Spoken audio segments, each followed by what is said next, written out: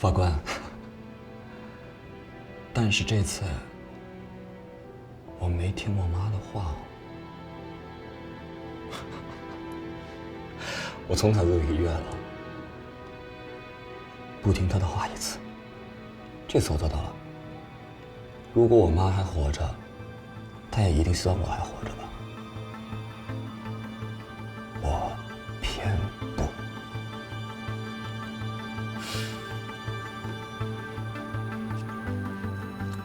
法官，我问你个问题啊，这个世界上真的有地狱吗？法官，我这种人一定会下地狱吧？我妈肯定也在地狱里面。我们在地狱里面是不是能见到面啊？见到她又得让我写检讨。妈妈，妈妈，我错了，原谅我。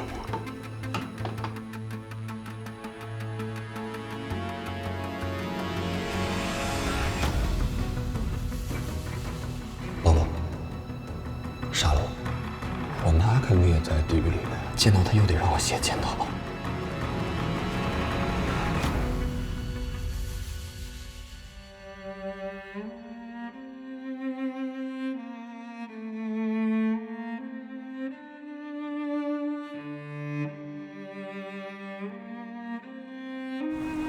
钱付了啊，谢谢。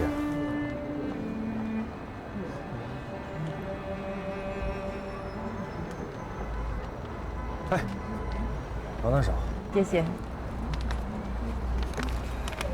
你怎么知道我在舞房？你自己暴露的呀。哎，你说你发个朋友圈，你还定位，你这样做很危险，你知不知道？你是个法官，不要总暴露自己的行踪，好不好？哎呀，真是的，忘了把你分组了。啊？哼，我现在已经属于不能看你私生活那一组了。不是我什么地方得罪你了？哦，是不是因为上回我让方颖回避那件事儿？好，那件事儿呢，我做的确实不地道啊，我错了，我对不起，我下回再也不会这样了，好吧？你想多了，你作为一名律师，少看法官的私生活为好。你不对劲，说说吧，什么事儿让你这么郁闷？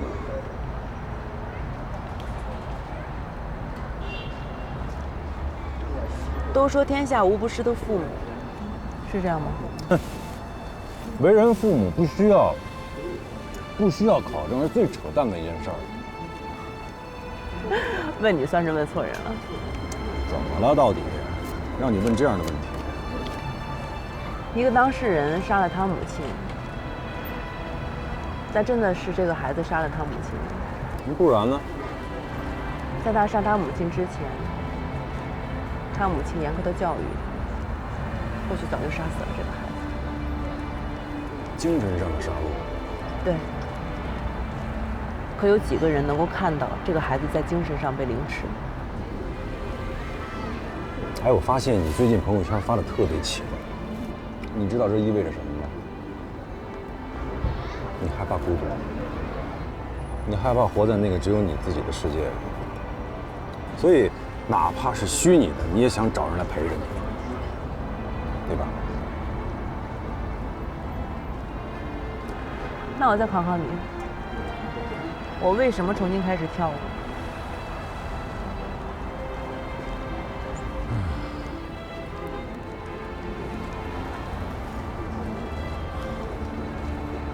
驱魔、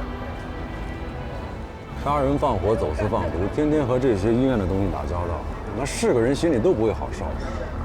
所以你需要一场仪式来驱散心魔，让自己重新回到正常人的生活里。哎呀，西天啊，我觉得你不当律师，完全可以当个心理医生，是吧？只要你能多让我练练手，我觉得也可以。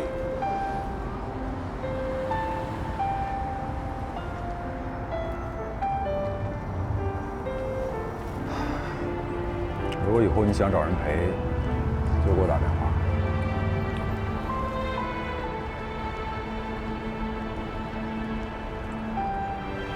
可是我最需要的不是陪伴，而是独处。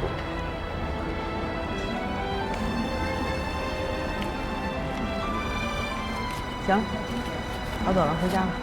明天一大早还要开庭呢。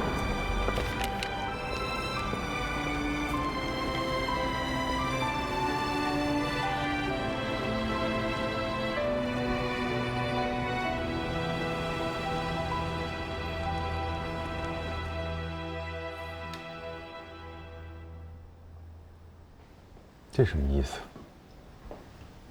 徐律师啊，这虽然没有多少钱，但真的是我现在能拿出最多的了。我记得你跟我说，你之所以代理默默的官司，是因为要收集更多富祥的证据。可现在事实证明他们俩没有什么。你认为我的官司还能赢吗？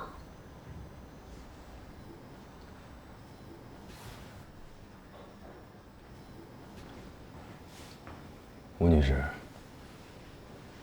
首先第一点呢，这个钱我不能要。你该给的律师费已经足够了。其次呢，你既然聘请我当律师，我一定会竭尽所能为你争取到最大的利益，这个你放心。你要相信一点，离婚是自由的，因为结婚是自由的。我相信。进来。好的，我知道了啊，就这样。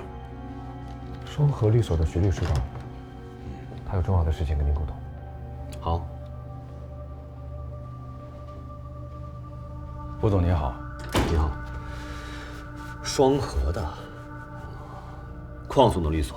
啊，邝总是我们的合伙人，律师证我看过了，也跟律所核对过了，没问题。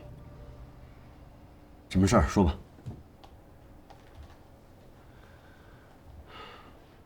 自己人，单说无妨。好，我受吴华吴女士的委托，现在正式通知您，吴女士想要跟您解除婚姻关系。这是离婚协议书，还有我的委托书。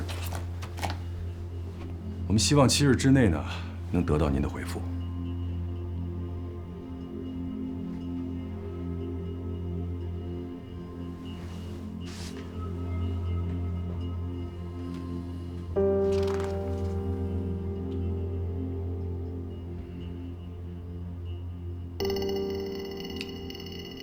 好，我知道了。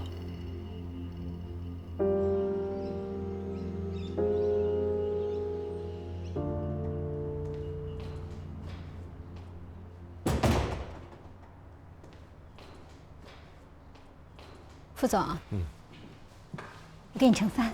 不用，我自己来。好。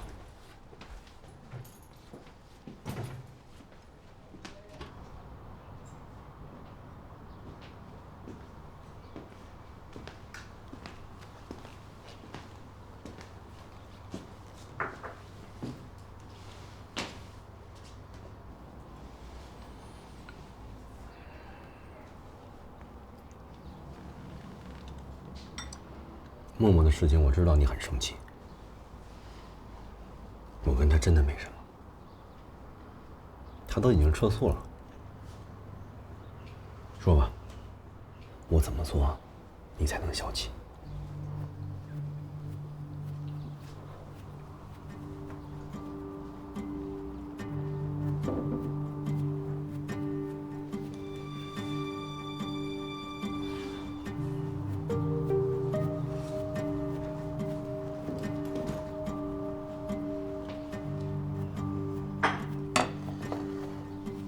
还记得他吗？我们起家的时候卖的进口红橡木，当初我们押上了所有的身家，要推出这款木头，可是没想到市场不认，逼得我们没办法了。你不顾家人的反对，辞去了外企的工作，没日没夜的帮我翻译这款木头的国外资料。后来，我靠这些资料，慢慢的说服了客户，打开了市场。吴华，没有你，就没有我福祥的今天。我永远记得。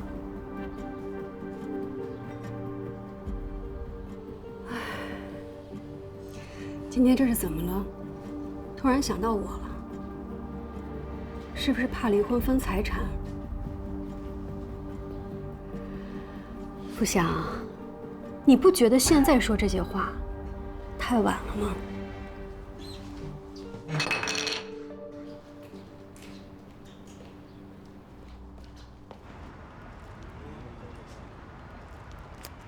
唐法官，叶欣，这么巧？对，这么好看今天。上次啊，我问你那个案子判了，我还得感谢你提供的思路呢。被告律师特别服气，没有上诉。太客气了，我也没帮上什么忙。最近怎么样？你们庭的案子多不多？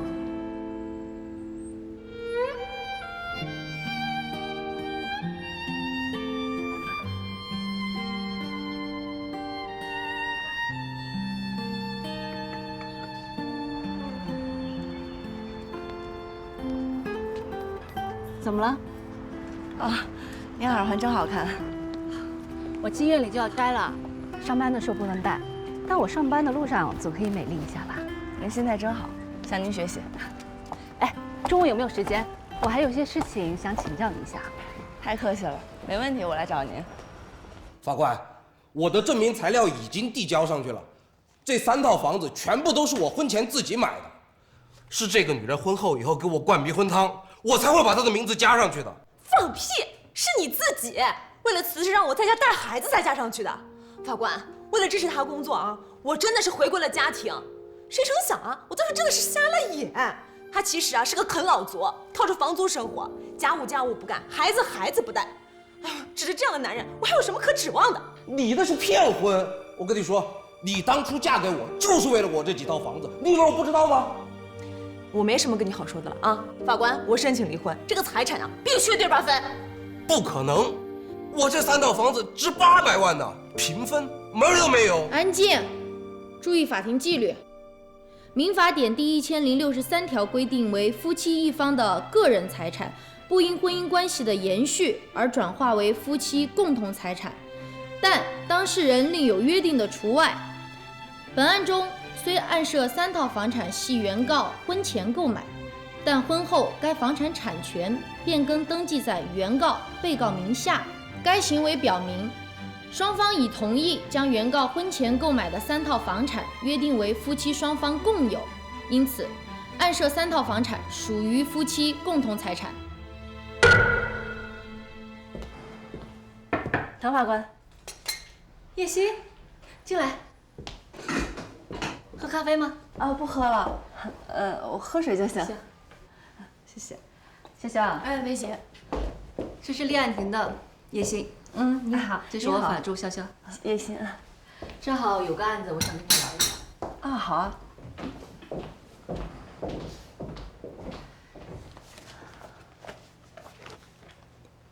唐法官，这照片上是我女儿啊，5岁的时候。啊，那她现在多大了？18了。你有一个18岁的女儿？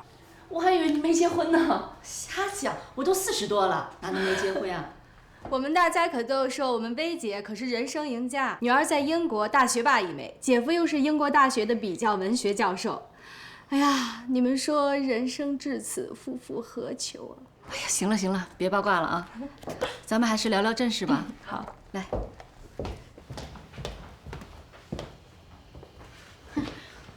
什么案子呀？你俩这愁眉苦脸的。吃个芝麻丸补补呢。哎，苏苏，哎，你来看一看。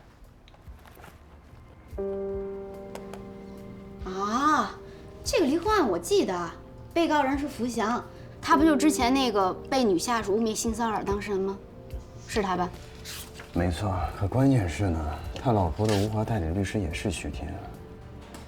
你们记不记得，之前默默诉福祥职场性骚扰代理律师是徐天，现在福祥的老婆代理律师还是徐天，你们不会觉得这个案子有问题吗？你说吴华知不知道徐律师之前代理过默默？或许只是一个巧合吧。不是，说了半天，他们两个到底是什么问题要离婚？前几天我跟周法官找他们分别聊了聊，他们俩对于很多问题的说法南辕北辙。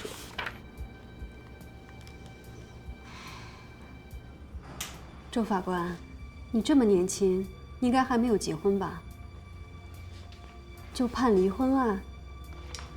吴女士，之前福祥被告性骚扰的案子也是我调的，请相信我的专业能力。抱歉，我没有怀疑你能力的意思。那请说说你的实情吧。徐律师，还是你说吧。其实也没有什么太多实情，就是离婚。我当事人觉得他跟福祥的感情已经破裂。我不想离，也不能离，所以这次还得辛苦您，无论如何帮我调解调解。首先呢，我先得把事情了解清楚了。您太太为什么要和你离婚呢？说实话，我也不知道。那您和你太太的感情怎么样？很好。那如果你认为他们的感情破裂，那就要提供相关的证据。周一到周五，福祥不在家里住，这算不算证据？还有他对我当事人的态度是冷淡，算不算证据？我不是不想回家，纯粹是为了工作。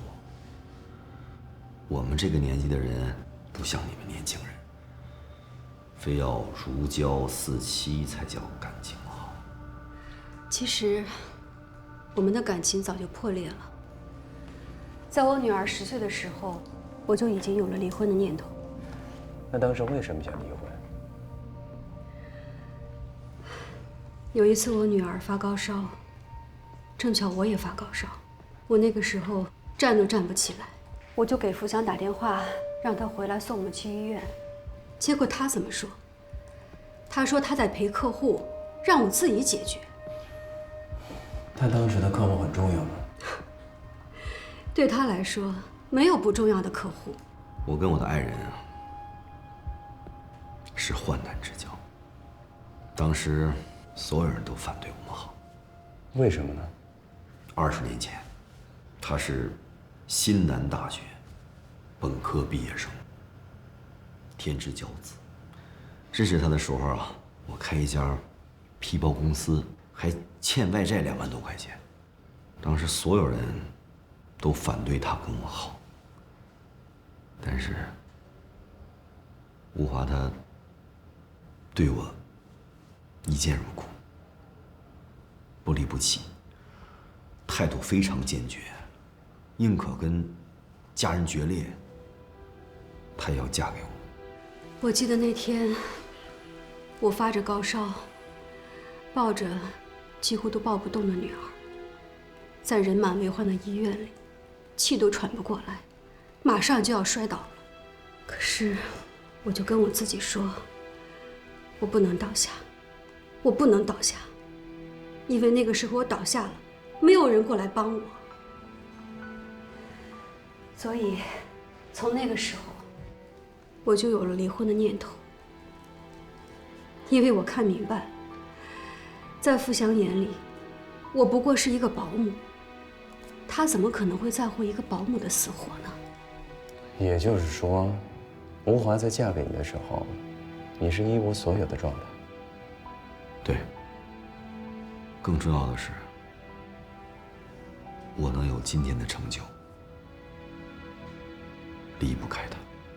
画幅呢，是我当事人和福祥当年一起办起来的。后来老人去世了，孩子也长大了，我当事人就想回到公司里找点事情做。可是跟福祥说过好多次，他都是置之不理。所以我觉得福祥根本不在乎他的感受。那福祥连一个拒绝的理由都不给你吗？他根本就看不起我。他亲口说的。华福上个月成立了一家全资的子公司，我就跟他提出来，我想去接手管理，可是他就敷衍了我。后来我才知道，他找去管理的人，居然是当年我们创业的时候给我打杂的手下。所以你提出了离婚？周法官，我不是那种只会坐享其成的富太太，我受过高等教育的。公司也是当年我们俩一起创立的，只不过回归家庭是迫于无奈的选择。我现在有能力也有精力管理好公司，可是在我丈夫的眼里，我只配当一个保姆。难道这还不够让人心寒的吗？他这么跟你说的？是的。如果你真的不想离婚，你就要把真实的情况告诉我，这样呢，我才能帮你们解决问题。我们的谈话能保密吗？当然。我太太她外面有人了。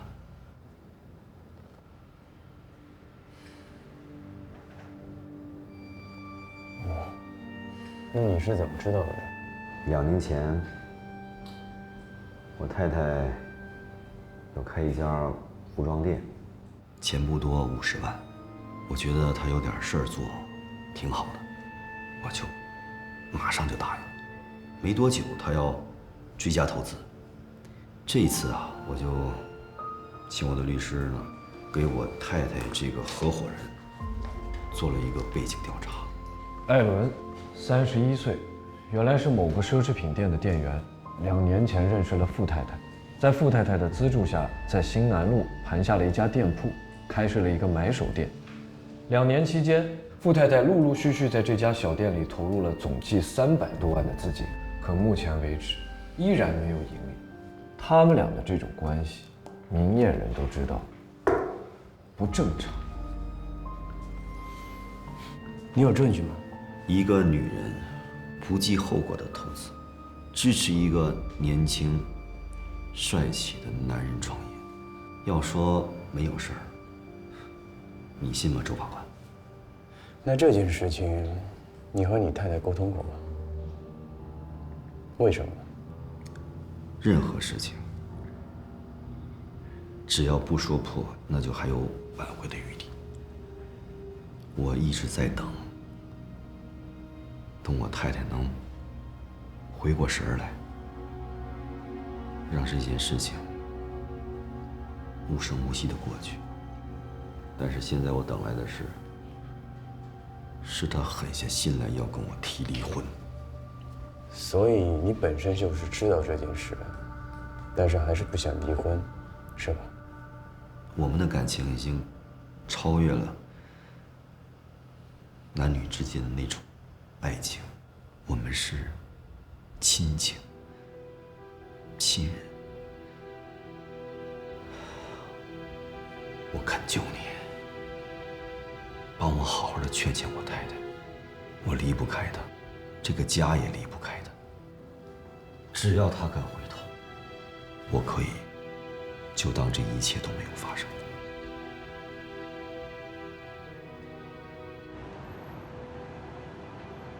原告，你说被告跟你一起打羽毛球，用力一抽，打伤了你的眼睛是吗？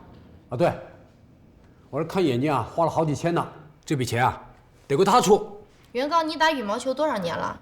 哦，我年轻的时候就开始打了。所以说你很熟悉羽毛球这项运动？那当然，我可以和专业级的相媲美了。切！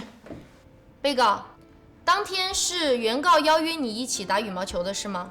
我们是一个羽毛球群的，好几年了，我们经常约着打。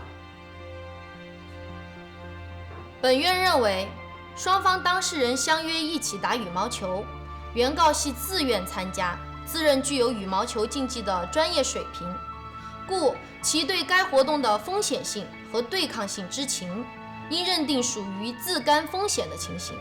原告未提供证据证明被告对损害的发生有故意或重大过失，故被告依法不承担侵权赔偿责任。大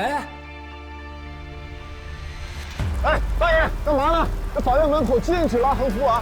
这扰乱公共秩序是违法行为。干什么呀？我讲追求公平正义有错吗？来，你们把我铐起来，你们铐起来，我怕什么？我什么也不怕，我讲理。不是法院门口的，还真不能拉横幅，赶紧摘了，快！不许动！哎，大爷，哎，你们干什么呀？齐大爷得过脑梗，你们不知道啊？我告诉你，我这有病历，你看吧。行，你们怕不怕？收起来吧，都湿了，齐大爷。哎呦，这有些天没来了，今天下这么大雨，怎么跑过来了？我跟你说啊，你不能光嘴甜，你今天一定得给我个说法，把我这个事儿解决了。我的案子你立不立？我跟您说，您就是再说1万遍，我也就一个态度，您这事儿立不了。好，你不立是吧？你1天不立，我就挂1天；2天不解决，我就挂2天。你这干嘛跑这儿吓唬我来了是吧？怕了吧？哎呦，我还真不怕，齐大爷，不光不怕，我还高兴呢。你看，你打这个横幅，兴城法院张伟民方远。张伟民什么人啊？我们副院长。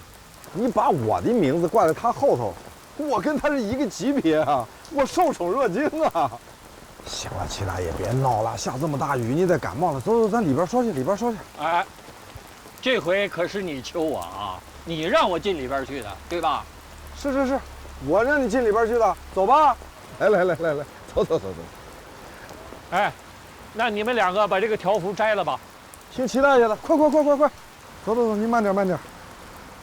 哎呀，这个福祥，不但被女下属污蔑性骚扰，老婆还在外面有了别人，这也太悲催了。但是目前也只是他的一面之词啊。但如果不是真的，哪个男人会愿意这么说？况且福祥还是这么大老板。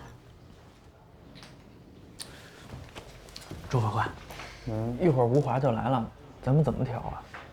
哎，先问问再说吧。擦嘴，都大人了。你知道不知道啊？啊，生了孩子来了月嫂，地方不够住，为啥？这人多房子少吗？不对，我们拆迁本来政府是给了3间房，可是有人又给黑走了1间，要不然我不会住客厅的。是，你别生气，来，先喝口水啊！太不公平了，这是。哎，现在几点了？4点半了。不行，我得赶快回去了。儿子媳妇下班了，我得买菜做饭。那我送你。哎，不用，这我熟着呢。路上注意点，别坐车被挤着啊。这齐大爷怎么说着就走了？他这隔3差5的过来闹，回也没结果，这是不嫌烦呀？这才哪儿到哪儿啊！我跟你说，小叶，我第一次见到齐大爷的时候，比你现在年龄还小。齐大爷是咱立案庭3朝元老级的信访户，慢慢学着点吧。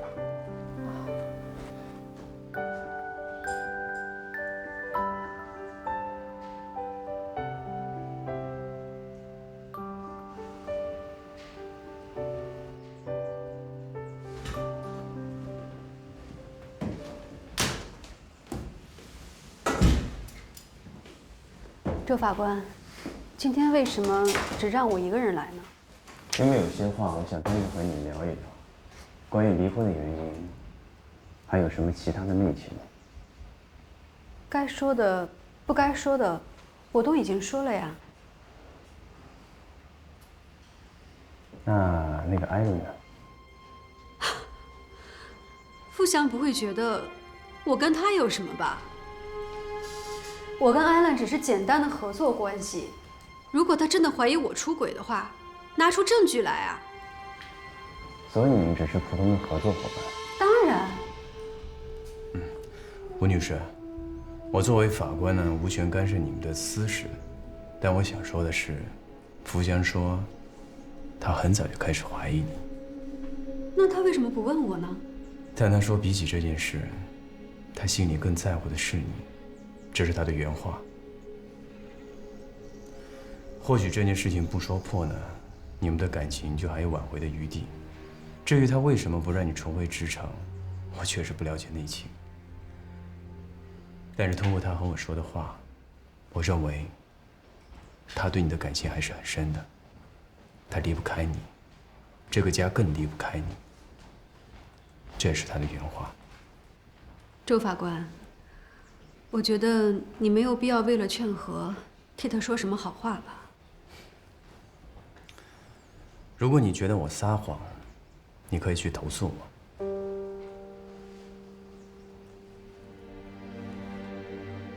他真的这么说？他对你有忽视，甚至有误解。但这2天我分别听了你们的说话，我认为你们的婚姻还没有到头，你们有很深的感情基础。如果真的就这么离了，我怕你们会后悔。我希望你能再给他一次机会，重新审视你们的婚姻。如果他真的这么说过的话，我希望他应该用实际行动来证明。你的意思是？他能不能多理解我一下？我重回职场，只不过是想找回我自己的价值。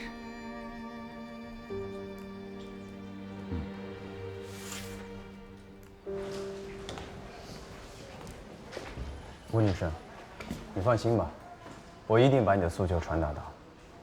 那就辛苦您了，周法官。哎，不好意思，有点堵车。徐律师，你怎么来了？刚才是我通知他来的。徐律师，不好意思啊，今天得让你白跑一趟了。现在没什么事儿了，那我就先走了。哎，你跟我当事人说什么了？我在帮他们理清头绪，我觉得他们的婚姻还有回转的余地啊。周法官，咱们法院能不能不要总是这样？那我们法院还能怎么样？不要天天搞一些调解上的说辞和把戏，行不行？这什么说辞，什么把戏？徐律师有话就直说。你有调解力考核，我都理解，但是你不能牺牲别人的利益。人家本来就是要离婚了，已经过不下去了，你非要把2个人又凑到一起，这是干什么呢？你这么做良心上不会痛啊？我良心不会痛啊？不是，你什么意思呀？天天的啊，吃火药了吧你？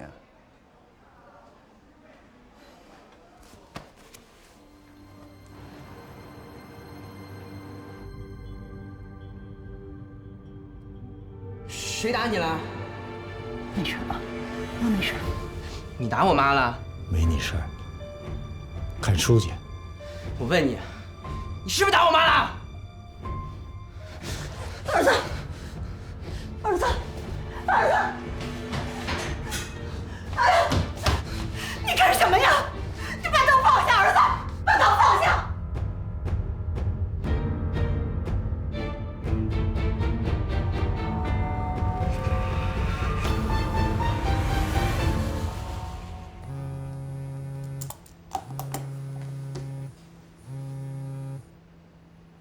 喂，怡安。飞姐，我来告状了啊！你师傅又怎么你了？不是师傅，是你的前任。他怎么了？我给人夫妻调解，想避免离婚，他阴阳怪气的问我良心痛不痛？他干嘛呀？我耽误他赚律师费了？那他倒不是这种人。那他好端端的为啥怼我？我欠他钱啊！怡安，他不喜欢法院搞调解，跟律师费没关系，主要是当年他爸妈出了点事儿。他爸妈？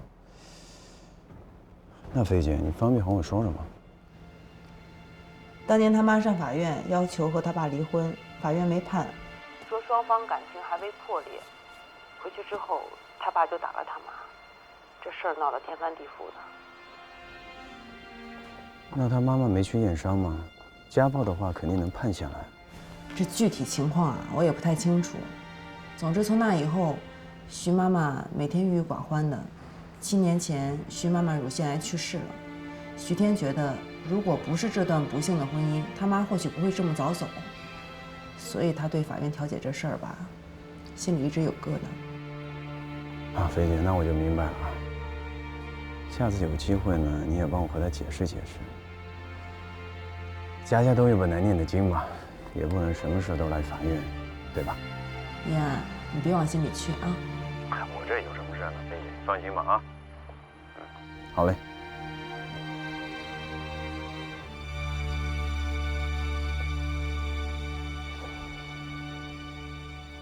这个人民法院在线服务平台，您在手机上就可以直接立案了。您先按这个，再点这个。小米，来，哎，这个来了这么多案子。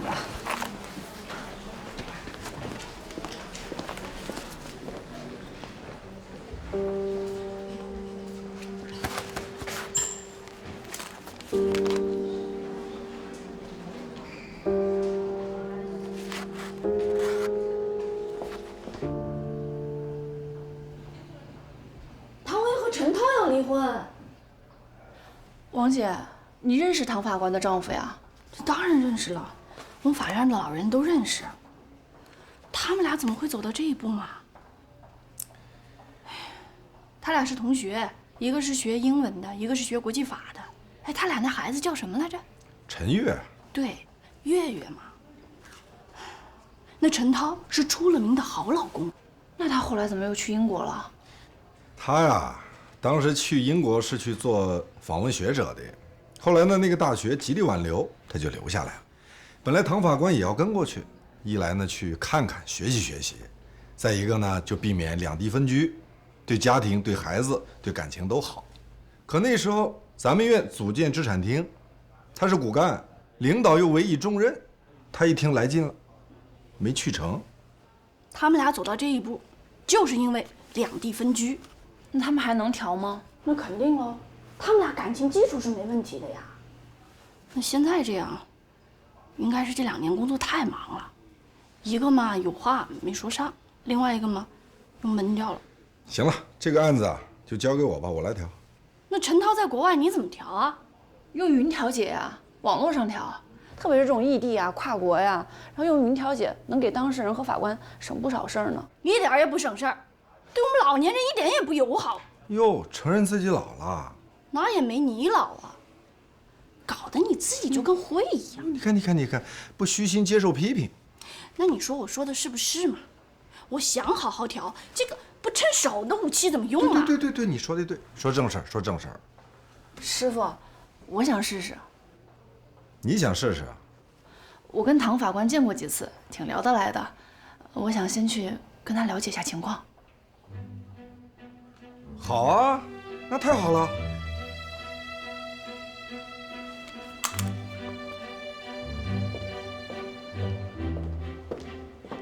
唐法官，叶欣，吃饭了吗？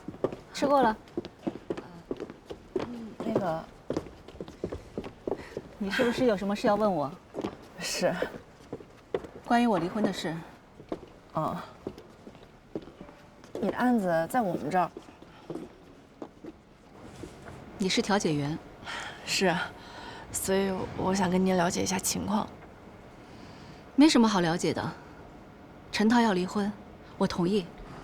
你们都不想挽回一下吗？没必要了。你们之间是发生什么事儿了吗？能和我说说吗？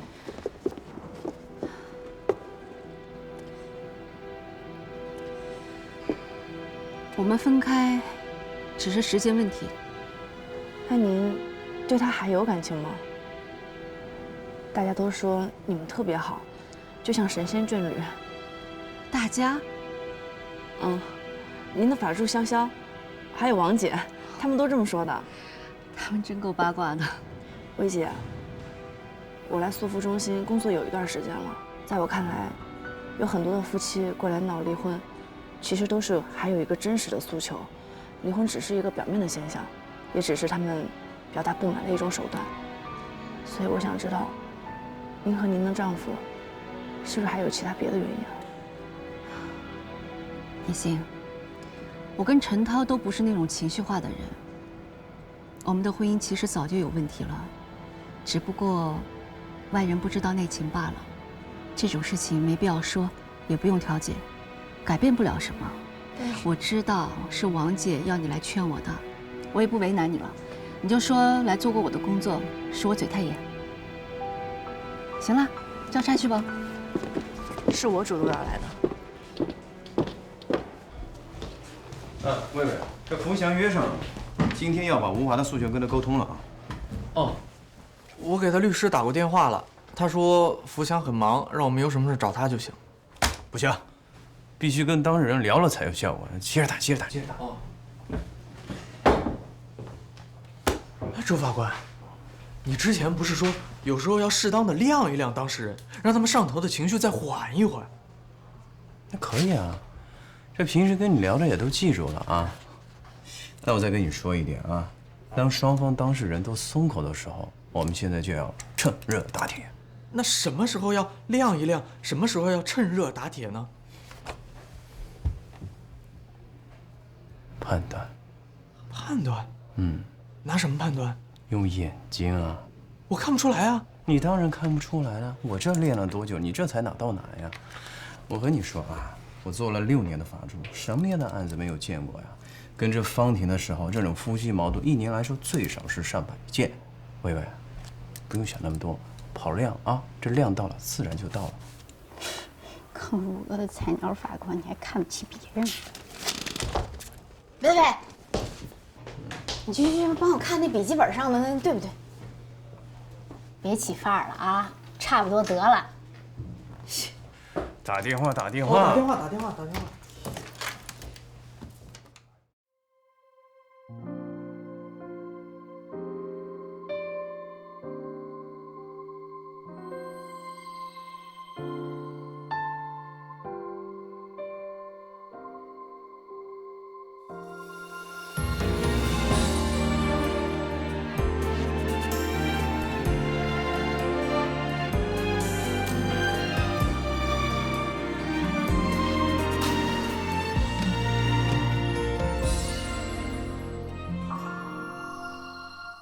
这一句漫长的承诺，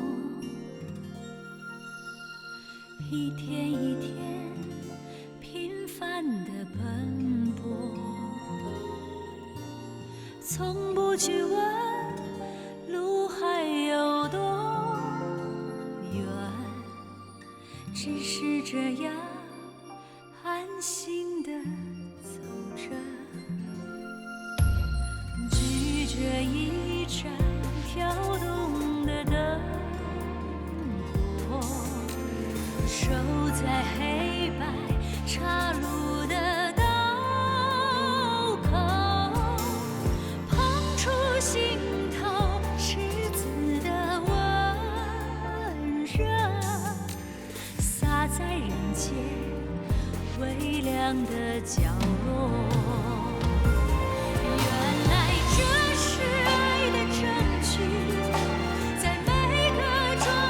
时刻，有你声清亮的吹影敲响正义的磅礴。原来这就是爱的证据，有一生不变的执着，像心底向阳的种子，证明这份漫长的承诺。举着一盏跳动的